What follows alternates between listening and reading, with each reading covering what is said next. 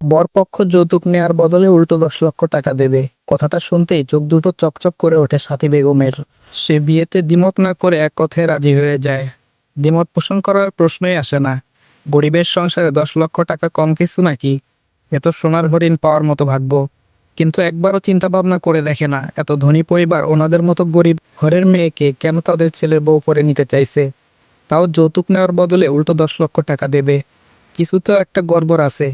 সেসব কিছুই সে ভেবে চিন্তে দেখে না। দেখবেই বা কেন? মেয়েটা তো আর তার পেটের না। সতীনের মেয়ে। সতীনের মেয়েকে বাড়ি থেকে বিদায় করবে, তাও কোনো টাকা খরচ হবে না, উল্টো 10 লক্ষ টাকা পাবে। এখানে দ্বিমত পোষণ করা বা চিন্তা ভাবনা করার প্রশ্নই ওঠে না। সে এক কথায় রাজি হয়ে গেছে।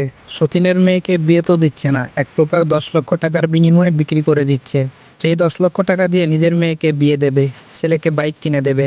যার সাথে বিয়েটা হবে সেই ছেলেটা পাগল, নেশাখোর, প্রতিবন্ধী, খুনি নাকি অন্য কিছু, এটা একবারও ভেবে দেখে না।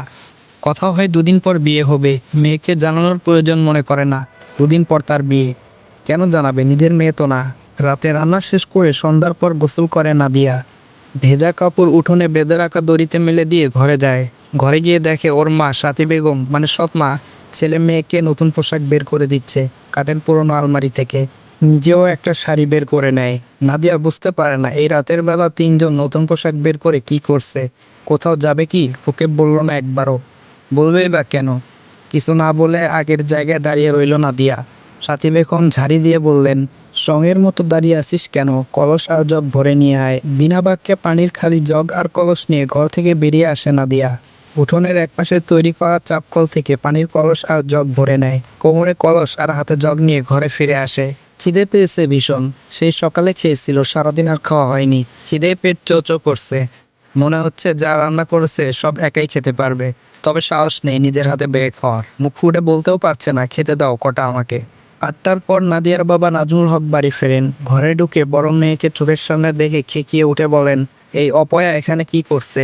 ওকে বলেছি না আমি বাড়ি ফিরলে যেন আমার চোখের সামনে না আসে, দূর হও আমার চোখের সামনে থেকে। বাবার মুখ থেকে এমন কথা শুনে আস্তে করে ঘর থেকে বেরিয়ে আসে নাদিয়া। এখন আর তার কান্না আসে না। এসব কথা শুনতে শুনতে অভ্যাস হয়ে গেছে তার। বয়স তো কম হয়নি, 22টা বছর পেরিয়ে গেছে তার। বুদ্ধি